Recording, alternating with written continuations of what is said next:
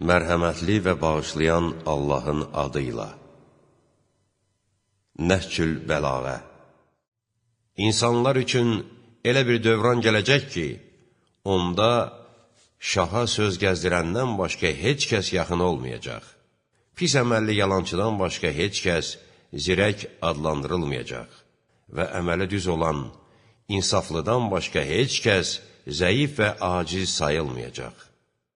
O zaman Allah yolunda sədəqə vermək və mal sərf etməyi cərimə sayarlar. Qohumlarla get-gəl edərək əlaqə saxlamağa minnət qoyarlar və Allaha bəndəlik etməyi xalqdan üstünlük amili hesab edərlər. Həmin dövrdə padşahlıq kənizlərin məsləhət və məşvərəti, uşaqların hökmdarlığı, xədimlərin təbiri ilə olacaq.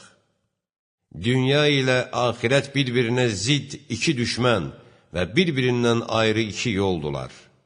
Buna görə də dünyanı sevən və ona ürək bağlayan kəs axirətə düşmən olaraq onunla düşmənçilik edib. Bu iki şey şərqlə qərb kimidirlər ki, onların ikisinin arasında yol gedən şəxs birinə nə qədər yaxınlaşsa, digərindən uzaqlaşar. Dünyada zahid olub axirətə ürək bağlayanların xoş halına, onlar yeri xalça, onun torpağını yataq və suyunu dadlı şərbət, Qur'anı köynək və duanı üst paltar ediblər. Beləliklə, Məsih kimi dünyanı özlərindən ayırıblar. Davud əleyhissalam gecənin səhərə yaxın saatında qalxaraq dedi, bu, elə bir saatdır ki, onda bac alan və yol kəsəndən, xalqı zalımlara tanıtdıran və sirlərini onların yanında faş edəndən, gecə qaravulçusundan və darğanın həmkarlarından və saz, nağara və təbil çalandan başqa dua edən hər bir kəsin duası qəbul olar. Allah sizə vacibatı əmr edib. Belə isə onları zayi etməyin. Həmçinin sizin üçün hədlər müəyyənləşdirib, onları aşmayın. Sizləri bəzi şeylərdən çəkindirib, onların hörmət pərdəsini yırtmayın. Bəzi şeylərdə isə sizin üçün sükut edib, o, onları unudaraq tərk etməyib.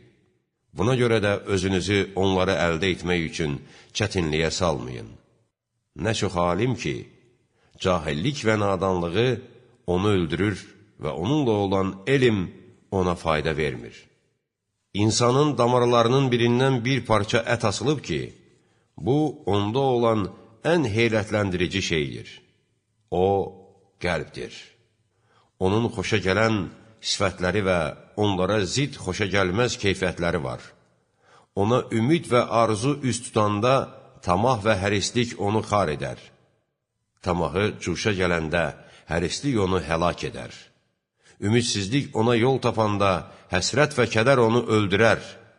Qəzəb və əsəbilik qarşıya çıxanda hiddət onu boğar. Razılıq və məmnunluq ona yoldaş olanda çəkinməyi unudar.